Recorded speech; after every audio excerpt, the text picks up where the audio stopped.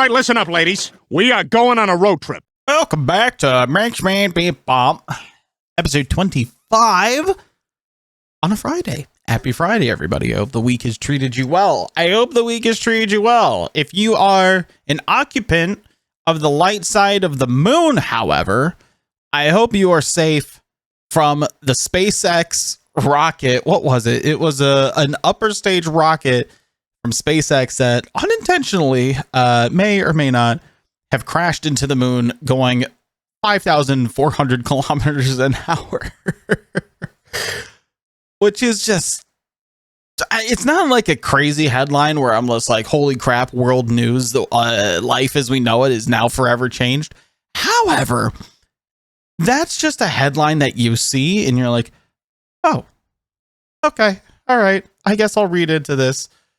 It's crazy to me that's, I guess it's something that happens. I mean, like the moon, for instance, like gets hit by asteroids of similar caliber and by similar speeds consistently like that. I mean, the moon is very craterous for a reason. But so this went wailing in. Oh, I'm sorry, I read that wrong. It was 5,400 miles an hour, which would come out to 8,690 kilometers an hour. It left a 89-foot wide and 16 feet deep crater on the light side of the moon near the Einstein crater. And I gotta wonder, does somebody have footage of this? If it's on the light side of the moon, somebody surely has to have footage of this, because people are consistently and constantly with telescopes up in the sky. And I mean, you get these digital telescopes or these cameras with the telescope attachment on it. Surely somebody was recording it, right? And is it something that you could see from Earth? And the turn of phrase too, like talking about like, oh, it's so big you can see it from space. Does anybody ever talk about it's so big you can see it from Earth? I think this is one of these rare instances where something can happen on the moon and you could just be watching it from your back patio. And I wonder if this would have happened in the daytime on Earth too. Because sometimes you can see the moon during the day. That's not an uncommon occurrence. It's something that happens. I don't know. This is something I wish I dug in, like really sunk my teeth into. And as I do my haphazard research here while I'm recording here, while there isn't like a video of it, there are before and after photos. There is definitely a crater that you can see from orbit of the moon. And with this being something SpaceX related, and we all know the guy at the top of SpaceX he's a fucking nut job. Do we think that he's gonna try and get this to be called like the Elon Musk crater or the SpaceX crater or something like that? I feel like we would just naturally start calling it the SpaceX crater. I think just like socially everybody would probably, I mean, it's a crater on the moon. I don't think I've ever talked about a crater on the moon in my life up until this point. So I don't think like socially, like at the coffee shop, you're like going to bump into a stranger and strike up conversation about craters on the moon. Did you hear about the SpaceX crater and blah, blah, blah, and this, that, and the other? It's like, I didn't even know the Einstein crater existed up until this very point, or the Bell crater, which is apparently near what I'm dubbing the SpaceX crater, I guess. I don't know. We don't talk about these things. And it's not that it's like a bad thing that we don't talk about them. It's the fucking moon. What is there to talk about?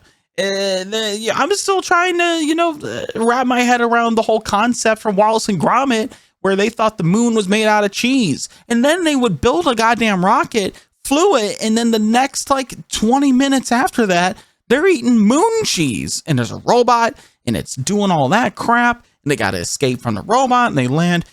Wallace and Gromit was great, though, for getting my mind on the moon at such a young age. And then also, being afraid of sentient pants and evil penguins. Wallace and Gromit was great for those three things specifically for me. Oh, man. But a lot on my mind. Obviously, I'm still packing. I'm up to enough boxes where I can call them several boxes full of stuff. My living room is slowly transforming into my staging area. My living room is split up into two halves where there's like the welcome, like, I don't want to say box, but it's like the welcome square where there's like a desk next to it and like the shoe rack and all of that. And that's all like behind my couch. That has now become the staging area. And slowly, as time goes on, that couch is going to probably slide on forward and then the staging area will grow. That way, everything's right next to the door, ready to go into a U-Haul or a pod or what have you. But tomorrow night after work, I'm going on my pre-road trip because I'm going out to go see me lovely lady. I'm out to go see Mina this coming weekend. And it'll be a good time just to go out to where she lives. She's came over my way twice, so now it's my turn. I'm gonna go out to see her. I'm gonna go. It's the opposite of everything I was facing last month, where I need to meet her family. I get to see her town, etc. All that good jazz. We're gonna go see Spider-Man. I'm very stoked for that. We're gonna go watch the first episode of, why am I blanking on the show name? Ted Lasso. Season 4 started. We just finished the seasons 1 through 3. I think either it was last week. Last week we did. And boy, that show just really just does a great job at making you want to cry. we were definitely feeling it. We were feeling all sorts of every little emotion and happy tear, sad tear, what have you. And it's such an amazing show. So I'm happy to report that I've somehow avoided Spider-Man spoilers and Ted Lasso spoilers. I will say TikTok did try to show me so much. And honestly, my phone being open right in front of me right now, listening to me say Spider-Man Brand New Day, Ted Lasso Season 4. If I get on TikTok, I guarantee you within 10 swipes, I will see a clip from one or both. And I will just have to recognize it as fast as I can and swipe as fast as I can. I don't care if it's a clip from a movie I saw before. I don't care if it's a clip from the episodes that had already come out. I'm just just as quick as I freaking can, man. But it's like a 5-hour drive. It's nothing too crazy. I'm kind of burning the midnight oil tonight because I'm getting my laundry ready, as well as just a general laundry load in, but also just pre-cleaning and all that, so I have a clean kitchen to come back home to. And then also Booksmart Lifetime. Gotta make sure you guys are taken care of before I take any weekend trips. So hey, Patreon, you're finally getting your early episodes again. I'm so sorry. But look at you, episode 25 on a Friday before the Monday it comes out. And look at that. Let's see. Over in Patreon land, I should say, by the way, we do have the Q&A up for August. So you have the entire month of August to submit any questions you want for the Q&A that'll come out on September 1st. That'll be tons of fun. I will be moving into a new place. I will be moving into my new place around the time that episode's supposed to come out. So if I just end up dropping the ball on that being out September 1st, please forgive me. Please forgive me. You know, with tomorrow's trip, I mean, it's one of the, I think it'll be the shortest road trip that I've done, but it's got me thinking about the road trips I have done. I've gone on 3 since I moved up here. I went to Canada twice and I went to Tennessee once. And man, like those Canada road trips were sick. Those were great because the first time I went to Niagara Falls. And that was an experience because I drove through the border for the first time there. And I'm not going to lie, it was kind of terrifying once I finally got there. But the drive up was great because I went from the Cleveland area through upstate New York. And I got in and they were asking me questions. They're like, who you seeing? Blah, blah, blah. How do you know them? All this stuff. How long you plan on staying? What was it? Oh, you're from Ohio? Okay, you had a long drive. Do you own guns in Ohio? And I'm like, no. I'm like, okay, blah blah. And then that literally was it.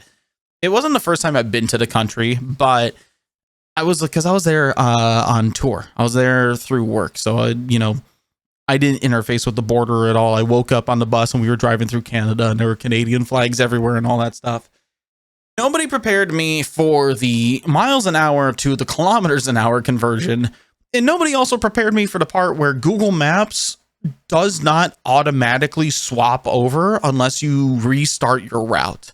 And so I'm driving and my speedometer on the car I had at the time had kilometers an hour on like the inner circle of it. Like the outer circle is all miles an hour. And then in little teeny tiny text, there is kilometers an hour on there. And they are not very like, what's the word I'm looking for? They're not spaced very like well. There's like 40, 80, 120, etc. So I'm just trying to match it. And I'm like, oh my God. And I'm driving and I'm trying to like figure out why, how to do it. And I end up like turning off my route, turning it back on. And my phone was switching over at the same time from American cell towers to Canadian cell towers. And so I lost signal for like 10 minutes. And I'm like, I hope I'm going the right direction. I hope there's not like a turnoff I'm supposed to make here. I don't know. It was so fucking funny, dude. And not for nothing. It's such a beautiful country because the second road trip I took, I went much further north. I think I went like 5 hours north of the border. And after I made it past all the traffic and started to really get into like the more countryside, I guess, the more countryside portions of the country, it's just mountains and it's green and it's cooler out. And it started to hit nightfall too, which was kind of creepy because I was just in like giant moose and large bear territory on these single lane highways going all the way up. But it was probably like the coolest drive I could have done. And after that weekend was over and I started to make my way back down, I was driving back in the daytime and I got to see all the mountainsides and all the like big rocks and the forests that I missed because I was driving at night. And it was just so fun. It was such an awesome trip. If I need to get my passport renewed so I could do that again. And I think that's one of the things I might miss now moving out of Ohio and going down across the country. I mean, vertically across the country down to Texas, because like my access to stuff like that is so much more limited. But I'm also excited for new adventures that I'm going to be able to go on in different parts of the country. I'm going to be able to go out and see it. I'm excited for a lot. I have to get over the anxiety and just like the stress of the move. And I know once I get out to the other side, I'm going to be doing a lot better. The other trip though I took, well, actually the first trip I took was down to Tennessee to go see Chris, one of my best friends. And it was like the same thing, but just staying domestically. Lots of green, lots of foresty. The highways were definitely bigger. It was a much more crowded trip. But dude, like going through and getting to see different cities. I mean, I had to drive through Cincinnati, which was so cool because when you go down south, leaving Cincinnati south into Kentucky, you drive through downtown Cincinnati and you get to see like the Chicago Red Stadium, which I've gotten to go see a game there. I have a ball. I know I have like a ball. I just saw it because I just packed it. And also getting to just, I don't know. It's hard to describe. It's hard to describe in an audio format for me because it's something to behold with your eyes. It's something to go see and enjoy and just to trying to think. I think a good way to summarize it for me personally is that the vast like openness of the country is so cool to see. The US is such a travelable country via car, and you get to see just how it changes and evolves after you just drive like a couple of hours. I mean, if you think about it, like I'm going to drive down at the end of the month. I'm going to stop in Tennessee, and then so I'm going to stay overnight, I think. And after that, completely new territory for me. Completely new territory for me for, I think, 12 hours, probably 13 when you factor in bathroom breaks and stops for food. I'm excited, man. I'm so excited. That journey is going to be very, very, very interesting. I'll probably talk to Mina about wanting to do that drive with me. That's a lonely drive, but we'll see. Because, it all depends on how it shakes out for schedules and all that. I need to double check too, because am I leaving in the middle of the week? Yes, actually, the 1st of August is on or the 1st of September rather is on a Tuesday. So I'd be leaving going into the work week. So it might not work out for her, but we'll figure it out. we'll figure it out. And that's also a dynamic I have to pay attention to going forward, because these trips, these once a month trips that we get to make to see each other, I feel guilty. And I guess this is more of like the self-therapy portion of this show that I kind of get to have for myself here. I feel guilty because I don't know, like moving to Texas is something I've had in the back of my mind since I went to go visit in Dallas. I think it was earlier this year. I can't remember when I went to Dallas, but it's something that's been in the back of my mind for a long time. Like the idea and the thought process behind moving to Texas is actually is something that is older than my current relationship. And the thing about this long distance relationship was that it is very easy to manage to travel between her and myself presently. But it's something for my life that I'm thinking about big time here, because I know I will be happier.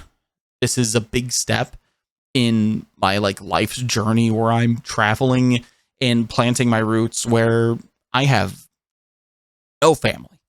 Nobody of my last name is there. Nobody in my bloodline is going to be surrounding me.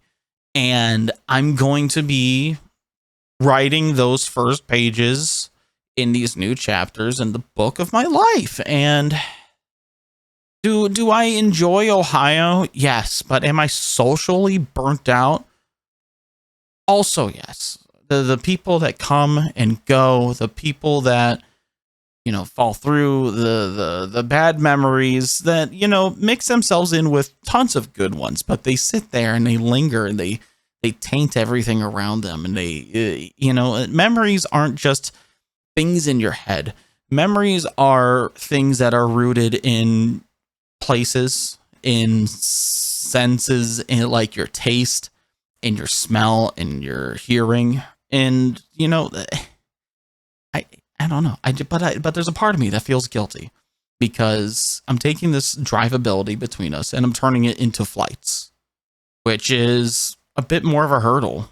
Like we have a thing going right now where we get to see each other once a month. And for long distance relationships, that's wonderful. That's great. That's makes it so much easier. And I don't know. I have to put some comfort and I have to put some confidence behind the fact that, you know, our friendship is much longer than our relationship is. And I don't know. That's for more personal Adam stuff. I don't like to get too personal, you know, when I'm just kind of like blurbing out words and it's going out into the internet and it's being written down on transcripts and it's searchable, you know. I don't think I'll do an episode where it's just like my life and relationships, and here's all the stories of all the relationships I had in the past and everything that has happened and previous and before and and where I'm at now, what I think dating is all about, and how these past relationships have changed and evolved me as a person, and yada yada and back. It's I don't know. Maybe a different podcast. I don't think I could fill an endless podcast every week about my life and dating. Not for lack of experience, but for just lack of enthusiasm for wanting to talk about it. For sure. I definitely could probably do a whole other podcast just about the experience of live streaming as a hobby and live streaming as a career and live streaming in different roles and what have you, because I mean my first live streaming account was founded in April of 2013. I hadn't even graduated high school yet. That is 13 years ago. I have been putting my face and my voice and my improv skills to the test for almost a decade and a half. There's going to be a point where streaming is something that I've been doing for more than half of my life. I definitely could sit here and talk about that forever. Man, that could be a fun short run. I need to get out my ideas book, and I need to make sure I'm writing things down in my ideas book, because I know there's a backlog of things that I could make exclusives on, you know, for patrons and all of that stuff. But also, I don't know. I really think we have a good thing going with the Q&As, though. I really like that because I like the ability for people to want to chip in, to be able to post questions and contribute to an episode that can be heard by everybody. I really do like that. And, you know, to touch on some stuff I talked about in the Q&A, the things that I will miss about Ohio, I definitely touched on a little bit there, is the drivability. I feel, even though like I'm like in the Eastern time zone, I'm definitely the westernmost state. Like I might as well be Central time when we're talking about like sunrise and sunsets and just the general vibe, air quotes, of time. Definitely a central time zone kind of state. But I think one thing I'm going to miss, and I did not touch on, is the ability to just jump on a highway and end up somewhere else. Now, to be said, I don't have experience driving out of Texas. It's a central state, and I'm also not like super south. I'm not like hugging the border to Mexico when I'm down there. But at the same time, it's a big state. And I've lived in big states before. Like Florida's a big state. Florida's a huge state. It takes 10 hours. I think it takes 12. We're going to call it 11. It takes 11 hours to drive tip to tip. Driving. There's one highway that goes all the way up and down. Actually, there's several. But 95, which goes up and down the entire eastern seaboard of the United States. Like that is a 10 or 11 hour drive to go from the Florida Keys all the way up to Jacksonville, and then you leave. Like, I think, no, I wouldn't say most of my road trip when I drove out of Florida and moved to Ohio, a solid chunk of it was definitely taken up by just getting out of Florida. Like the snacks I had purchased in Daytona, because I stopped at a Buc-ee's in Daytona, which is now also like a controversial thing. I saw some headlines about Buc-ee's, but I had gotten stuff in Daytona, which was already like 45 minutes into my drive. I had gotten like pounds of beef jerky. That shit was gone before I had gotten out of Florida, just because I'm driving. And maybe it's one of those things where it's just like I'm bored because I'm driving in a straight line, so I'm just like snacking. I don't know, but my original point still stands. Florida's a big ass state. Florida is a big ass state. And so I've got that to look forward to. Going to another big ass state. Also the heat. And if there's one thing I'm not stoked about, is that I'm getting back into the heat. I'm not going to live somewhere where there's going to be snow on the ground for weeks on end, which is something I definitely grew to just love for a very long period of my life. I love the winter time, but I can always visit. I can always go to where the snow is. I'm not far from the snow, so I should be A-okay. I should be A-okay. I'm still excited about it. One thing that's a reoccurring thought is that I'm going to figure out what the hell HEB is. I'm going to see what that's all about. It's a grocery chain. It's like going to Publix, as far as I know. So we'll see what that's all about. And also barbecue. But also barbecuing, because I will actually get to live in the same property that my offset smoker will be in. That will be good. That'll be a good time. Definitely gonna be making tons of my own beef jerky.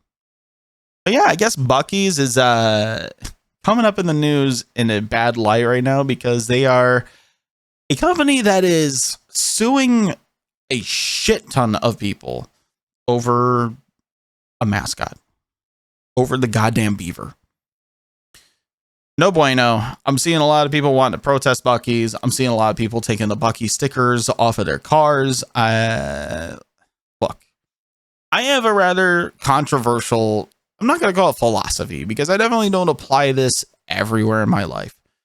But a similar kind of vibe happened when headlines were coming up and making their rounds about Jimmy John, which I don't know if that's the name of the guy, but Mr.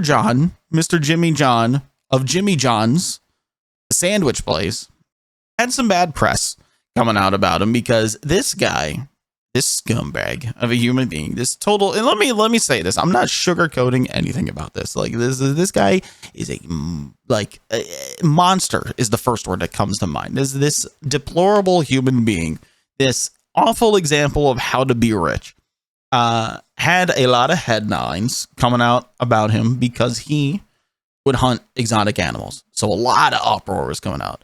Boo Jimmy John's. No, let's all stop going to Jimmy John's. I understand the thought, and I can appreciate stuff like that where it's like, hey, this is bad. We need to, kind of like do our part here. Bad stuff. I am of the opinion that unfortunately, guys, I'm going to just stand on my milk crate above the crowd here real quick and put my arms up and be like, look, I understand we're all upset. I understand that this is bad. I don't think it's good. I wish he would stop. I hope he has stopped because it's been a long time since I've seen any news about this. And to actually, my point I'm about to lay out, it's been a long time since I've seen any news about this. That guy has already made his millions. That guy is already rich. If we all stop eating sandwiches, there's a couple of things that are going to happen here. One, if we're somehow successful, a lot of people are going to lose their jobs. Two, actually, that's honestly the biggest thing. The biggest thing is a lot of people are going to lose their jobs. But no, two, he's not going to wake up one morning and go, oh, I'm not rich anymore. That guy is going to be rich and remain rich. And three, I lose out. This is the selfish point. I lose out on eating some honest to God, pretty solid food. The guy who owns a place, fucking awful. I don't know if you know this about millionaires and billionaires. That slice of the pie is divvied up amongst shitty people and shittier people. There's not a lot of great millionaires and billionaires out there. And honestly, I think the only ones that are good, that are like genuinely good people, are people who have made their riches via the arts. I'm talking about people who, put things in museums. I'm talking about people who act in movies, who direct films, people who make music. These seem to be the only people in the giant pie that encompasses all people who own a bank account and can open up their app and see 7+ figures. Those people seem to encompass the good people, the good rich people. Everybody else is a bunch of assholes.